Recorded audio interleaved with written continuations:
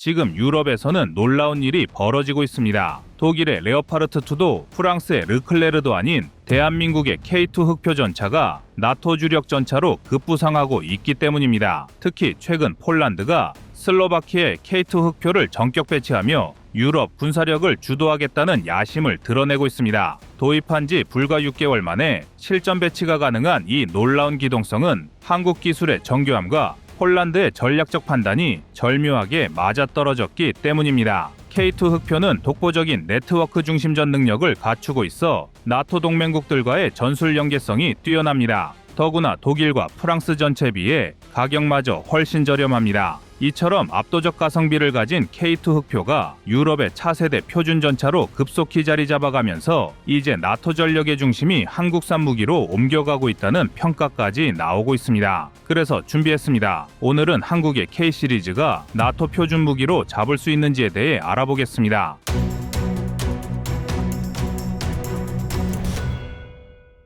사실 현재 스펙과 실전 성능으로만 따지고 보면 K2 전차와 K9 자주포는 동시대 전장 환경에서 나토의 표준 전력으로 부상할 만한 모든 조건을 갖추었다고 볼 수 있습니다. 특히 폴란드를 중심으로 한 중부 유럽 국가들이 K2 전차를 전력화하고 이와 연계해 K9 자주포를 적극 도입하려는 움직임은 한국형 무기 체계가 나토 기간 및 포병 전력의 핵심 전력으로 표준화될 가능성을 더욱 높여줍니다. 중부 유럽에서 최근 전개된 움직임을 보면 폴란드는 이미 K2 전차를 빠르게 전력화하여 주변국에 배치하는 공격적인 전략을 펴고 있습니다. 이 전략에는 여러 가지 의도가 깔려 있지만 가장 두드러지는 목표는 폴란드가 자국 내에서 K2 전차를 개량하고 생산함으로써 유럽 방산 시장을 선도하겠다는 점입니다. 또한 한국에서 직도입한 K2 기본 모델을 빠른 시일 안에 실전 운용에 투입하여 그 강점을 주변국에 시연하는 목적도 포함되어 있습니다. 그러나 여기서 주목할 점은 폴란드가 단순히 자국 군사력 증강만을 노리는 것이 아니라 K2를 생산 수출할 권리를 확보함으로써 향후 슬로바키아나 루마니아 같은 주변국에도 사실상 K2 계열 전차를 적극 보급하려고 한다는 사실입니다. 이 방식으로 폴란드는 나토 동부 전선 국가들 사이에서 기갑 표준을 일종의 K2 계열로 맞추고 동시에 군수 지원 체계 통합을 통해 그 지역에서 방산 패권을 쥐려고 합니다. 그럼 여기서 다른 나라들보다 뛰어난 K2 전차의 기술적 우위를 간단히 짚어보겠습니다. 가장 먼저 K2 전차는 120mm 55구경장 활강포를 탑재하고 있으며 최대 사정거리 약 2에서 3km 수준의 APF SDS 탄과 날개 안정형 고폭탄을 운용합니다. 핵심은 정확도인데 K2는 한국이 독자 개발한 사격 통제 장치와 레이더 결합 기술로 기동 중 명중률을 끌어올린 것으로 평가됩니다. 유사한 시기의 전차들과 비교해 볼 때 레오파르트 2A7이나 르클레르 같은 유럽 전차와 대등 혹은 그 이상의 기동 사격 정확도를 보인다는 점이 주요 강점 중 하나입니다. 또한 K2는 1500마력급 디젤 엔진과 자동 변속기를 갖춰 70km/h 수준의 최고 속도를 낼 수 있습니다. 여기에 한국 특유의 지형인 산악지대를 고려해 개발된 유기압 현수 장치가 적용되어 험지 주파 능력이 탁월하다는 평가가 많습니다. 특히 이 유기압 현수 장치 덕분에 차체 높낮이 조절이 가능하여 전차가 고저차 지형에서도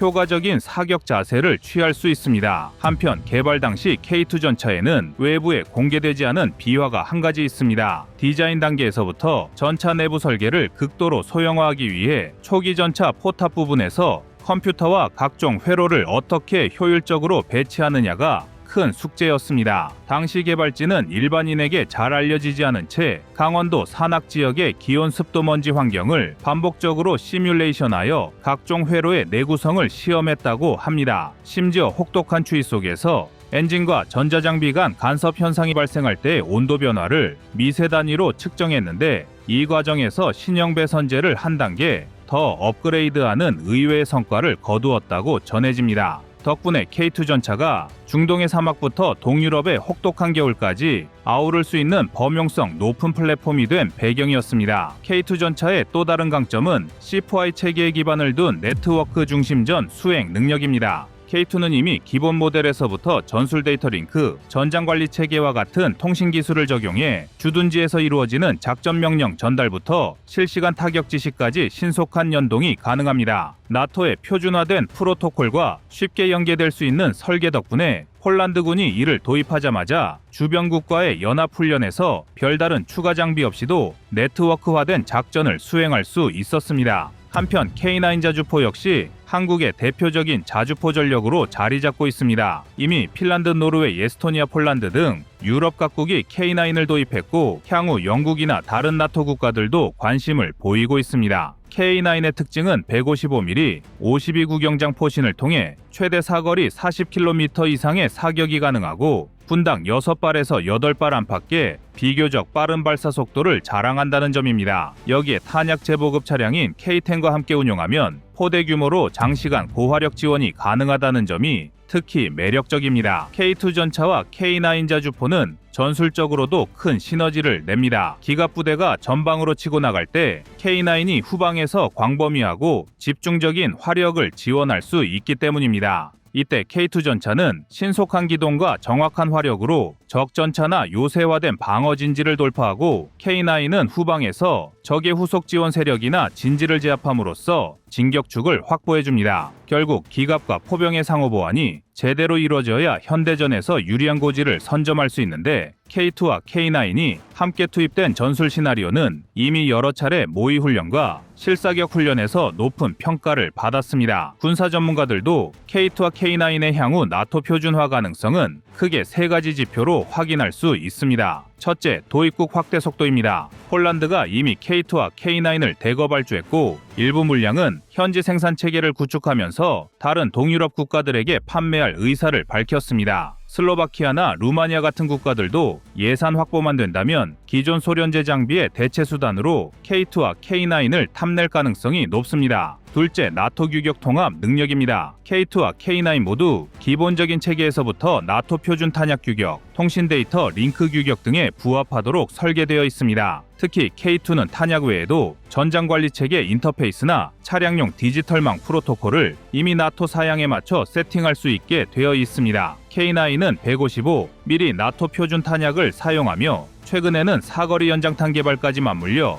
화력면에서도 경쟁력을 높이고 있습니다. 셋째, 운영 비용 대비 성능, 즉 경제성입니다. K2 전차의 경우 대략 한 대당 100억 원대 후반에서 130억 원 사이로 알려져 있습니다. 독일이나 프랑스의 최신 전차와 비교하면 아직도 대략 30억에서 60억 원 정도 저렴한 편입니다. K9 자주포도 서유럽에서 운용하는 독일제 PGH-2000 등과 견주었을 때 보급 체계와 유지 보수 비용을 고려하면 충분히 유리한 가격대를 형성합니다. 이러한 가격 경쟁력은 장기간 다수 전력을 유지해야 하는 국가들 입장에서는 상당한 매력 요소입니다. 다른 나라의 사례를 들어 정량적인 비교 지표를 제시해 보겠습니다. 예컨대 독일의 러파르트 2A7 전차는 대당 약 190억 원 선으로 추정되며 기동성과 화력면에서는 K2와 유사하지만 네트워크 전투체계 업그레이드가 일부 제한된 곳이 있습니다. 포병 쪽을 보면 미국의 M109A7 팔라딘이 최근 개량을 거쳤지만 장거리 포탄 사용 시 안전성 문제가 대두되어 완전한 사거리 연장탄 능력을 가지려면 추가 개량이 필요합니다. 반면 K9은 이미 해외 실전 배치와 다양한 환경 시험을 통해 40에서 50km급 장사정탄 사용 능력을 입증했고 자동화 재장전 시스템으로 보다 안정적인 지속 사격이 가능하다는 장점이 있습니다. 더 나아가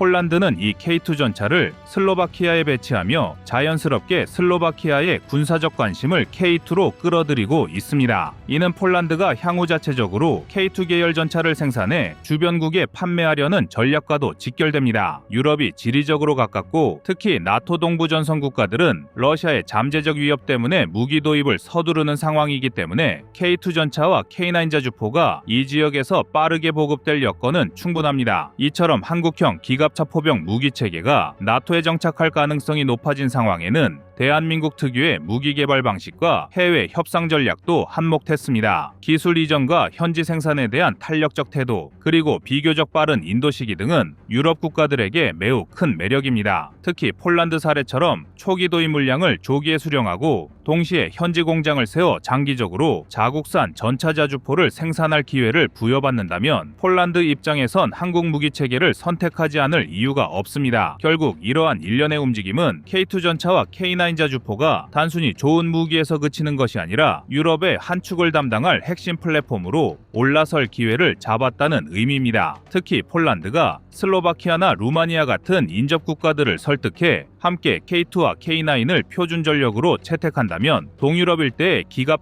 포병 전력은 일대 혁신을 맞이할 가능성이 큽니다. 한국은 이미 독자 개발한 K2 전차와 K9 자주포를 빠른 속도로 세계 시장에 안착시켰습니다. 이제는 생산 기반 이전과 현지 맞춤형 업그레이드를 통해 나토 표준 전력으로 자리매김할 단계에 진입했습니다. 특히 폴란드의 선택은 여러 주변국에 강력한 시그널을 주었고 동시에 한국 무기 체계의 실전 투입 능력과 가격 경쟁력을 입증했습니다. 그 결과 한국의 지상 무기 체계는 유럽 무대에서 상당히 긍정적인 평가를 받고 있으며 앞으로도 그 수요는 꾸준히 늘어날 전망입니다. 나토는 동맹국 간 상호 운용성과 경제성 그리고 전술적 유연성을 최우선으로 삼습니다. K2 전차와 K9 자주포가 이 조건을 모두 충족할 수 있다는 사실이 알려진 지금 폴란드를 기점으로 한 유럽형 한국 무기 체계가 본격적으로 태동할 것이라고 군 전문가들은 예상하고 있습니다. 그리고 이에 맞춰 한국은 향후 K3 차세대 전차 개발에도 박차를 가하여 더욱 향상된 네트워크, 전후방 장비와 에너지 효율적 동력 장치를 선보일 수 있을 것입니다. 이는 곧 한국산 지상무기 체계가 나토 전력 표준이 되느냐 마느냐가 아니라 언제부터 그렇게 되느냐의 문제로 바뀔 가능성을 시사합니다. 폴란드를 비롯한 동유럽 국가들은 K2 전차 도입만이 아니라 K9 자주포와 함께 종합 기갑 포병 전력을 구성하려 할 것입니다. 따라서 K2와 K9 두 축이 나토 군단급 작전에서 표준 장비로 자리매김할 날이 멀지 않았다고 봐도 무방할 것입니다.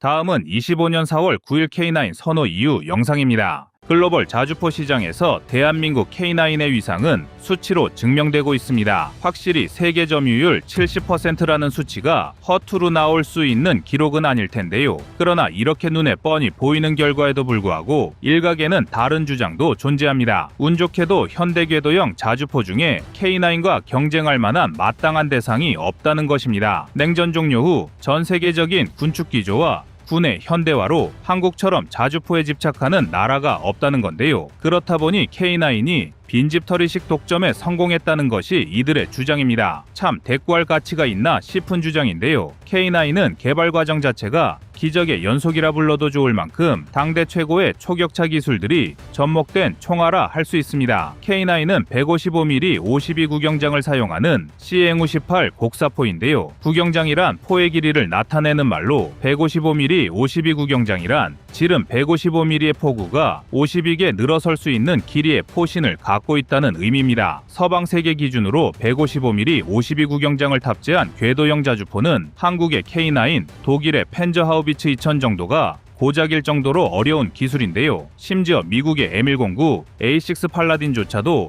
155mm 39 구경장에 불과합니다. K9에 비하면 포신이 2m 이상 짧은 건데요. 포신의 길이가 길수록, 즉 구경장이 클수록 자주포의 사거리는 비약적으로 증가합니다. 포 내부에서 장약이 연소하면서 발생하는 폭발 에너지를 더 오래 받을 수 있기 때문인데요. 일례로 팔라딘의 사거리는 30km에 불과하지만 K9의 사거리는 무려 40km에 달합니다. 하지만 그렇다고 무작정 포신을 늘릴 수는 없는데요. 당연한 얘기지만 포신이 길수록 진동과 휘어짐 등의 문제가 발생하기 쉬워집니다. 총악을 다투는 전장에서 이는 굉장히 심각한 문제인데요. 포신이 휘어질 때마다 새로운 부품으로 바꿀 수도 없는 노릇이고 무엇보다 쏠 때마다 명중률이 달라지는 화포는 최악이라는 말도 아깝습니다. 중량도 문제인데요. K9을 예로 들면 전투 중량이 무려 47톤이나 나가지만 여기서 포신이 차지하는 비중이 1톤 이상입니다. 여기에 포탑 중량까지 합치면 10톤을 훌쩍 넘게 되는데요. 그럼에도 불구하고 K9의 최대 속도는 시속 67km에 달합니다. 34톤의 팔라딘의 최대 속도가 시속 61km 남짓에 불과하다는 걸 감안하면 K9이 얼마나 빠른지 알 수 있는 대목인데요. 하지만 이렇게 우월한 성능을 갖추기까지가 절대 쉽지 않았습니다. 1989년 K9 초기 설계 당시 우리 기술진들은 국내 기술로 52 구경장 신형 자주포를 개발하자는 원대한 목표를 세웠는데요. 하지만 이때만 하더라도 세계 최고의 기술력이라 여겨지던 독일조차 펜저하우비츠 2000용 52 구경장 주포를 개발 중이었습니다. 한마디로 참고할 사례가 어디에도 없던 건데요. 애초에 설계 단계부터 세계 정상을 목표로 잡은 만큼 맨 땅에 헤딩을 시작해야 되는 상황이었습니다. 혹자는 이를 보고 아직 걷지도 못하는 어린아이가 뛸 생각부터 했던 것이라 표현할 정도인데요. 이는 어쩔 수 없는 선택이기도 했습니다. 한국에 비해 5,000문 이상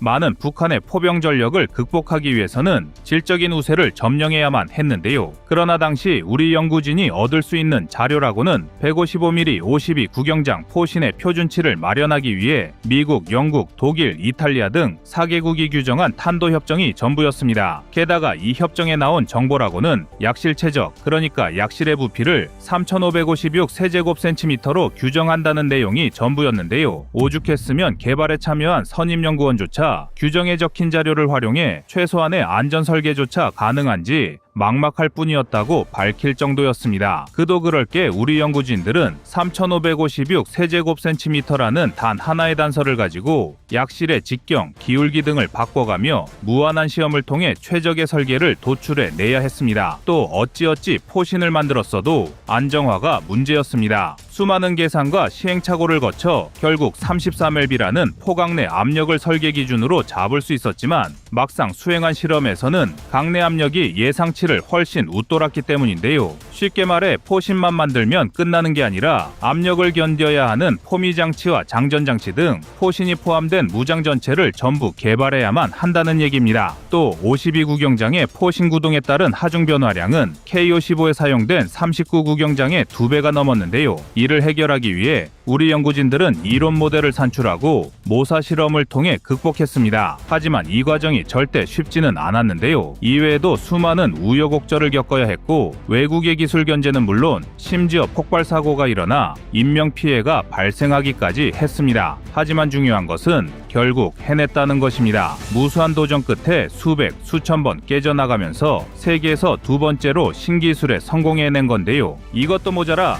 명중률에 직접적인 영향을 주는 포탑 정밀 제어 기술을 독자 개발하는 데까지 성공했고 기준 오차 범위를 1mm 이하로 줄일 수 있었습니다. 이 덕에 K9의 명중률은 무려 90%에 달하는데요. 사거리, 화력, 명중률 뭐 하나 모자란 곳이 없으니 전 세계가 K9을 도입할 수밖에 없는 것입니다. K9급으로 우수한 자주포를 만들기에는 시간도 예산도 실력도 모두 부족하다는 걸 깨달은 것인데요. 이처럼 K9 자주포에는 개발 당시에도 그리고 지금 이 순간에도 최첨단이라고 부를 수밖에 없는 기술이 총집합되어 있습니다. 마치 우크라이나 전쟁의 발발과 함께 주목받는 듯 싶지만 사실 한국의 군사기술력은 이미 K9을 개발 중이던 1980년대부터 세계를 선도하고 있었는데요. 단지 지금부터 그 성과가 객관적인 지표로 드러나기 시작한 것입니다. 심지어 여기서 끝이 아닙니다. 대한민국은 전 세계에서 유일한 기술을 보유한 나라이기도 한데요. 이 중에서도 K2 흑표는 독보적인 성능을 자랑합니다. 바로 세계 최초로 K2에 적용된 반능동 유기압식 ISU 현수장치 덕분입니다. 현수장치란 차체의 진동을 제어해주는 서스펜션을 말하는데요. ISU는 초고압의 유압 서스펜션을 실시간으로 제어해서 어떤 험지라도 K2가 기동할 수 있도록 차체의 움직임을 최적화해줍니다. 이로 인해 기존 해외 전차들이 긴봉 형태의 토션바를 현수장치로 채택해서 스프링의 비틀림 특성만 활용한 데 비해 K2의 ISU는 더욱 다양한 스프링 특성을 활용해서 전차의 주행성을 크게 높일 수 있는데요. ISU의 유무를 쉽게 비유하자면 스프링 서스펜션을 보유한 차량과 능동형 전자제어, 서스펜션을 보유한 차량의 승차감 차이나 마찬가지입니다. 게다가 ISU의 장점은 단순히 주행 안전성과 승차감뿐만이 아닌데요. 유압 실린더를 이용해 차고와 차체 자세를 제어할 수 있기 때문에 주포의 부양각을 더욱 확보할 수 있게 되었고 이는 곧 목표물 조준 능력과 명중률 상승으로 나타났습니다. 이른바 무릎 꿇기로 알려진 움직임이며 이렇게 차체를 자유롭게 움직일 수 있는 전차는 K2 흑표가 세계에서 유일합니다. 여기에 대한민국은 이 ISU 기술을 레드백 장갑차에도 적용하면서 기술력을 증명했는데요. 그 결과 레드백은 K-21보다 더욱 육중한 무게임에도 불구하고 훨씬 안정적인 주행 성능을 확보하게 되었고, 이에 따라 호주, 폴란드 등 해외 방산 시장에서 독보적인 우위를 차지할 수 있게 되었습니다. 이제 왜 K2가 독일의 레어파르트 2, 미국의 M1 에이브람스를 꺾고 전 세계 방산 시장의 차세대 주력 전차로 급부상하고 있는지 이해가 되는데요. 이처럼 대한민국의 무기 체계는 이미 세계 최초라는 타이틀이 익숙해질 정도로 우수한 기술력이 접목되어 있는데요. 심지어는 여기서 한 발 더 나아가 아예 전술 체계의 고정관념을 송두리째 박살내 버렸습니다. 바로 포병 전술의 혁신을 일으킨 K-10 탄약 보급 장갑차입니다. 탄약 보급 장갑차는 애초 미국이 자동화 탄약 보급 장갑차에 대한 필요성을 느끼고 개발을 시도했지만 한번 포기했던 체계인데요. 그런데 대한민국이 세계 최초로 실전에 적용 가능한 K-10을 개발하는 데 성공하면서 오히려 미국으로 체계 역수출이 이루어졌습니다. 최대 104발의 탄약과 504개의 장약 추진체를 적재할 수 있는 K-10은 운용병의 안정성과 피탄 노출 방지, 그리고 임무 지속성과 궤도 장갑차의 험지 주파 능력을 모두 갖추고 있는데요. 미국은 이를 보고 포병 전술의 패러다임을 바꿨다라고 평가하고 있습니다. 그도 그럴 게 K-10이 개발되기 전까지만 하더라도 전 세계가 사용하는 포탄 운반 수단은 트럭이 전부였습니다. 하지만 트럭 운반의 경우 유폭의 위험성이 매우 높을 뿐만 아니라 적재 과정 또한 굉장한 중노동이라 병력의 피로도가 급증하는 문제가 있었는데요. 그러나 K-10의 등장 이후 트럭 적재 시간 대비 4분의 1에 불과한 30분 정도면 적재가 끝나는 것은 물론 분당 12발의 포탄을 자동으로 보급하는 게 가능해졌습니다. 또한 장갑차의 높은 방어력으로 인해 생존성을 크게 증가시킨 것은 물론 K9을 따라 어디든 이동할 수 있는 궤도 차량의 기동력까지 확보하게 되었습니다. 이 덕에 K9 자주포의 전투 지속 능력은 사실상 무한해졌는데요. 더군다나 K-10은 K9과 대한민국의 우수한 포탄, 장약까지 함께하는 패키지의 실현까지 이루어냈습니다. 다시 말해 K9을 도입하는 나라는 K-10을 함께 도입함으로써 포병 전술 체계 수준 자체를 한 단계 업그레이드할 수 있게 된 건데요. 이처럼 대한민국의 무기 체계는 단순히 공격력과 방어력에만 치우친 게 아니라 다른 나라는 도저히 따라올 수 없는 디테일로 전 세계 방산 시장을 공략하고 있습니다. 특히 한국, 미국, 독일처럼 기술력에 있어 정점을 찍은 나라일수록 이 디테일의 차이가 결정적으로 작용하고 있는데요. 방산 시장에서 대한민국의 기술력은 점점 더 주목받을 것입니다. 이상 꺼리튜브의 두 번째 미션이었습니다.